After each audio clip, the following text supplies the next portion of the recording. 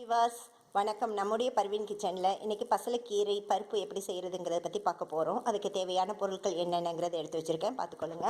இந்த 2 கப்புக்கு துவரம் பருப்பு எடுத்து வச்சுக்கொள்ளுங்க. ஒரு 3 தக்காளி, 3 வெங்காயம், 3 பச்சை மிளகாய், கடுகு உளுத்தம்பருப்பு, தாளிப்புக்காக கடுகு உளுத்தம்பருப்பு, காய்ந்த மிளகாய். இதுக்கு கருவேப்பிலை தேவையில்லை. நம்ம இந்த பசலைக்கீரை பயன்படுத்துறதுனால அதுக்கு இது தேவையில்லை, கருவேப்பிலை தேவையில்லை. தேவைக்கேற்ப எண்ணெய், தண்ணீர், உப்பு அதை எடுத்துக்கொள்ளுங்கள். அது போக இந்த பசலைக்கீரை பார்த்தீங்கன்னு சொன்னால் ஒவ்வொரு கீரையும் வெத்தலை சைஸுக்கு இருக்கும். இது என்னுடைய தோட்டத்தில், பர்வீன் வீட்டு தோட்டத்தில் பறித்த பசலைக்கீரை. அதாவது இது வீட்டில் நம்ம விளைய வச்சு நம்ம ஃப்ரெஷ்ஷாக அப்பப்போ எடுத்து சாப்பிட்றது பார்த்திங்கன்னா இன்னும் ருசிகரமாகவும் ஆரோக்கியமாகவும் இருக்கும் நமக்கு. ஏற்கனவே நான் பசலைக்கீரை பொரியல் பற்றி நான் ஏற்கனவே போட்டிருந்தேன் உங்களுக்கு. ஏன்னா இப்போ பருப்பு பற்றி போடுறேன். பருப்பில் பசலைக்கீரை போடுறது எப்படி அப்படிங்கிறத பற்றி காட்டியிருக்கேன் பாருங்கள். இந்த பசலைக்கீரை உடம்புக்கு ரொம்பவும் நல்ல குளிர்ச்சியை தரக்கூடியது. அதாவது இந்த சம்மர் டைமுக்கு நீங்கள் வாரத்துக்கு 2 முறை 3 முறை சாப்பிடலாம். சீதனம் உள்ளவங்க வாரத்துக்கு 1 முறை எடுத்துக்கிட்டாலும் நார்மல் பர்சன் வாரத்துக்கு 3 முறைக்கு மேலே சாப்பிடலாம். அந்தளவுக்கு இது உடம்புக்கு நல்லதும் ஆரோக்கியமானதும் கூட, குளிர்ச்சியானதும் கூட. பசலையில் 3 வகைப்படும் பார்த்துக்காங்க. கொத்து பசலை, தண்டு பசலை, கொடி பசலை, இப்படி 3 வகையான பசலை கீரைகள் இருக்குது. இதோடைய மருத்துவ குணங்களும் சரி, இதோட பலன்களும் சரி நிறைய உண்டு. வாங்க எப்படி சமைக்கலாங்கிறத காட்டுறேன் உங்களுக்கு. நம்ம வெங்காயம், தக்காளி, கீரை எல்லாத்தையும் நறுக்கி சுத்தம் செய்து கழுவி நறுக்கி வச்சுருக்கோம். பருப்பு இந்த சட்டியில் கழுவி போட்டு வச்சுருக்கேன். அடுப்பை பொத்தி கொண்டு பருப்பை ஒரு சட்டியில் வேக போட்டுருங்க. அந்த பருப்போடு சேர்த்து ஒரு 1.5 ஸ்பூன் மஞ்சள் தூள், ஒரு சிறிய ஸ்பூனுக்கு மஞ்சத்தூள் போட்டு வேக வச்சுருங்க. அந்த பருப்பை அந்த மஞ்சத்தூளோடு சேர்ந்து பெருஞ்சீரகம்னு சொல்லுவாங்க, சோம்புன்னு சொல்லுவாங்க இல்லையா, அந்த சோம்பில் கொஞ்சம் போட்டுருங்க. போட்டு பருப்பு அப்படியே மூடி வச்சு வேக வச்சுருங்க. குக்கரில் வைக்க வேண்டாம். குக்கரில் வச்சோம்னு சொன்னால் ரொம்ப மழுக்குன்னு ஆயிரும். சில நேரம் இவ்வளோ ஒரு துருதுருன்னு எடுக்க முடியாது. ஆஃப் வேவலில் பருப்பை வேக வச்சு எடுத்துக்கொள்ளுங்க. அதோட கொதி வந்துடுச்சா பாருங்கள். வெங்காயம், தக்காளி, பச்சை மிளகாய் 3 கட் பண்ணி வச்சுருக்கதை இதில் போட்டுருங்க, பருப்பில் போட்டுருங்க. இப்போ நம்ம பருப்போடு என்னெல்லாம் போட்டிருக்கோம்? பருப்பு போட்டிருக்கோம், வெங்காயம் போட்டிருக்கோம், தக்காளி போட்டிருக்கோம், பச்சை மிளகாய் போட்டிருக்கோம், சோம்பு போட்டிருக்கோம், மஞ்சத்தூள் போட்டிருக்கோம். இது இவ்வளோ போட்டு அப்படியே மூடி வச்சு வேக வச்சுருங்க.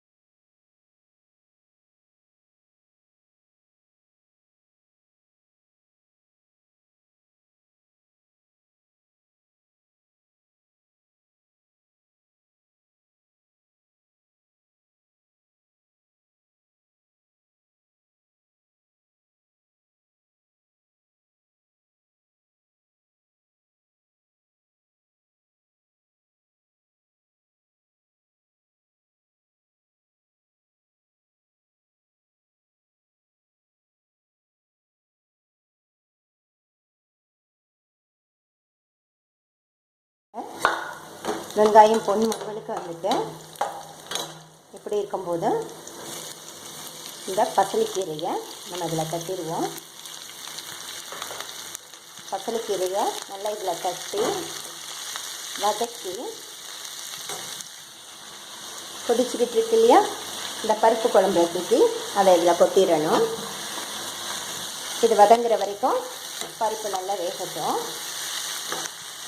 பாருங்கள், இதை நல்லா வதக்கி எடுத்துக்கொள்ளுங்க. மூடி போட்டு வதக்கக்கூடாது, மூடி இல்லாமல் தான் வதக்கணும்.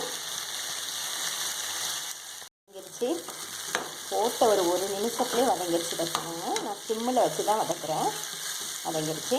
இதை அப்படியே எடுத்து கொதிச்சிட்ருக்க இந்த பருப்பில் தூக்கி போட்டுருவோம்.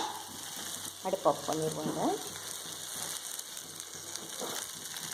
கொதிச்சிட்ருக்கு இல்லையா, அப்படி இந்த கீரையை எடுத்து பருப்பில் தட்டிடுவோம்.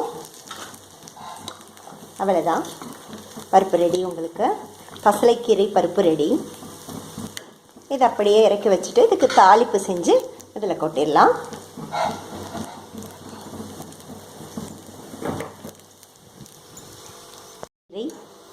பருப்பு குழம்பு ரெடி. அதுக்கு தேவைக்கேற்ப உப்பு போட்டுக்கொள்ளுங்க. கீரை வதங்கும் போது உப்பு போட வேண்டாம். செஞ்சு இதில் கொட்டும் போது நீங்கள் உப்பு போட்டால் போதும். பசலைக்கீரை பருப்பு ரெடி. இதுக்கான தாளிப்பு செஞ்சு நம்ம இதில் ஊற்றுவோம். அடுப்பு காய வச்சுருக்கேன் சட்டியை பாருங்கள். தாளிப்புக்கு எண்ணெய் ஊற்றிருக்கோம். அதுக்கு எடுத்து வச்சுருக்கக்கூடிய கடுகு உளுத்தம் பருப்பை எடுத்து வடிக்க போட்டுருவோம்.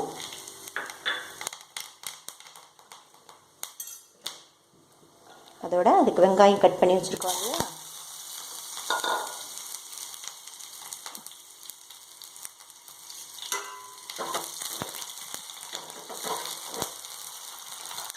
வெங்காயம் சிவந்த நிறம் வரணும்.